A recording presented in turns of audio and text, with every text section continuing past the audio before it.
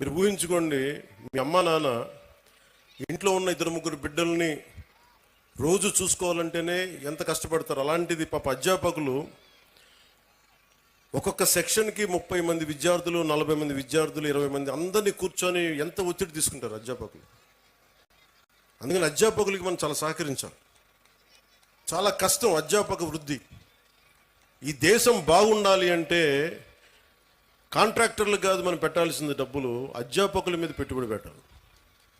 అధ్యాపకులను కనుక నిజంగా కనుక బడ్జెట్ పెంచితే, అధ్యాపకుల మీద కనుక పెట్టుబడి పెడితే, వాళ్ళ కనుక నిజంగా విలువలతో ఉన్న అధ్యాపకుల్ని బయటికి తీసుకెళ్తే ఈ దేశం చాలా అత్యంత అద్భుతంగా ఉంటుంది. అందుకని అధ్యాపక వృత్తి హైయెస్ట్ పెయిడ్ జాబ్ అవ్వాలని నా కోరిక. ఆ రోజు జరుగుద్దా నాకు తెలియదు, కానీ నా ప్రయత్నం నాకు చేస్తాను.